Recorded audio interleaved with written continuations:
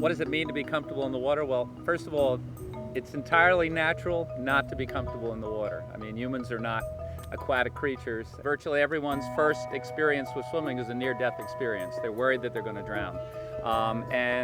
Drowning really comes because you sink and you can't come back up. No swimmer is comfortable in the water. It doesn't matter if they're a non-swimmer or if they're a great swimmer. They do have to learn body position. They're fighting for survival in the water. Into your mouth, a little bit in your palate. I think a lot of people tend to panic when they get in the water and start to swim. The biggest key is to relax, because if you can relax, you can manipulate the water better.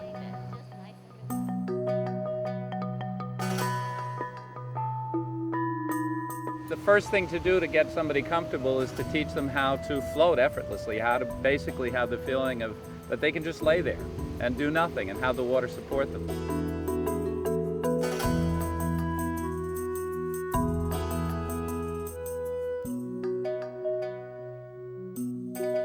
People, when they swim, they're swimming according to their instincts, and their instincts are sort of to flail, to move the arms and legs pretty quickly. And the disadvantage of that is that water's a fluid. And because it's a fluid, it has certain properties. And anything you do in the water that's not fluent, anything that's rough or rushed or flailing, is a huge disadvantage.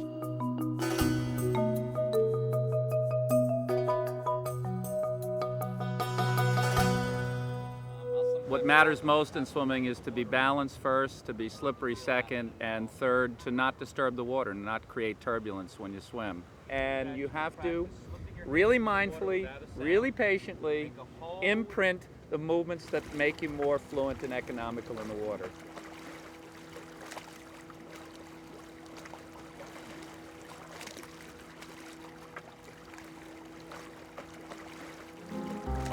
I swim now for an aerobic capacity. I don't swim to sprint or anything like that I did in my Olympic days. I swim because I like to stay in shape. Swimming in general is just a great sport for you. There's relatively low injury risk, low impact. Well, I think running, you end up having problems sooner or later in your life as far as injuries go. And not all runners, but certainly it is a higher risk of injury and long-term injuries. Whereas swimming, there isn't that problem. You don't have any risk really of injury.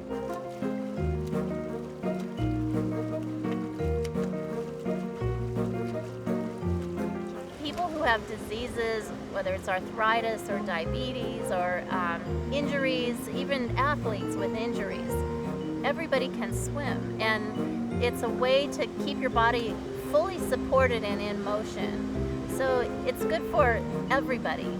And once you reach your middle years, weightless exercise is more helpful for you than exercise that might be hard on your joints. Rhythmic exercise is good, fluent exercise is good.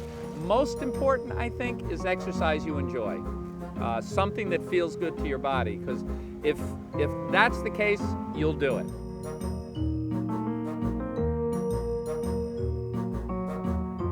I'm more and more convinced that the biggest value of swimming is not simply aerobic, but when swimming is practiced with the same mindful spirit of Tai Chi, let's say, or yoga, and there are great holistic benefits to doing that sort of thing.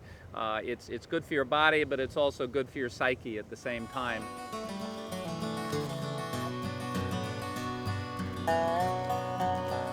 The more you swim with awareness, the better your chances of always feeling good, every stroke you take, always feeling good, and over the course of your entire life getting better and better and better. There's no reason why someone 70 years old can't still learn a whole lot about being comfortable and fluent and simply beautiful in the water. And just to go through that process where you're able to do one simple step at a time, understand the things that are causing you to feel uncomfortable, learn the mechanisms that allow you to be comfortable, tweak those until you are yet more comfortable, and just be able to do it at your own pace in a patient way.